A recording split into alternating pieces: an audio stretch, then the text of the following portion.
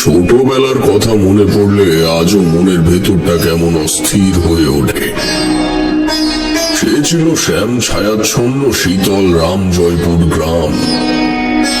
বাল্যের সেই আনন্দ আর কই।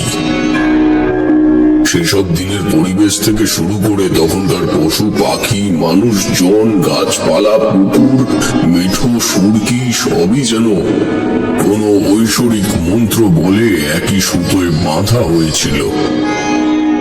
এদের মদতে আরেকজন নিঃস্বার্থে ছুটে যেত।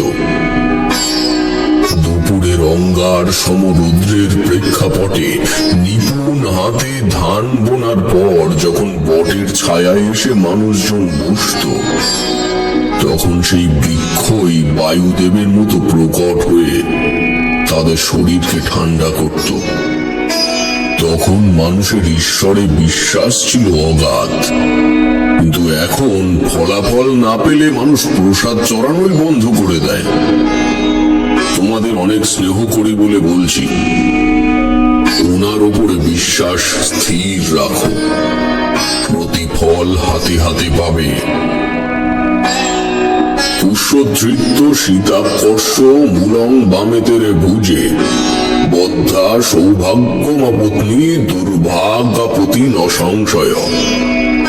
শীত আকন্দের মূল পুষ্যা নক্ষত্রে তুলে ডান হাতে বাঁধলে দুর্ভাগ্য দূর হয়ে সৌভাগ্য ফিরে আসে। কাল একটা ভালো তিথি আছে, সকালের দিকে একবার দুটিতে এসো। তোমাদের জন্য দুটো কবচ বানিয়ে রেখে দেব।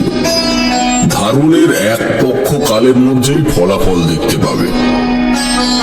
তোমাদের কাছে এসব বলতে ইচ্ছে করে না, কারণ তোমরা তো বিশ্বাসই করো না।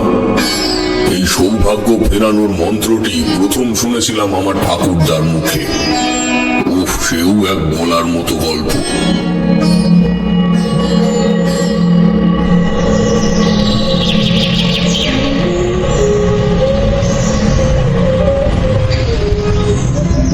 আমার বাল্য বয়সে জরাসুরের পুজো দিতে হয়েছিল বাড়িতে। সে ঘটনা এর আগেও তোমাদের বলেছি। ঠাকুরদা আমার প্রাণ বাঁচানোর জন্য নিজের জীবন বলিদান দিলেন, সেটাও তোমরা জানো। তবে এই ঘটনা আমি জ্বরে পড়ার কয়েক মাস আগে। গ্রামের শিবরাম বাণুজ্যের বাড়ি বাসন্তী পুজো চলছিল, আর সেদিন চলছিল বিসর্জনের মোহরা।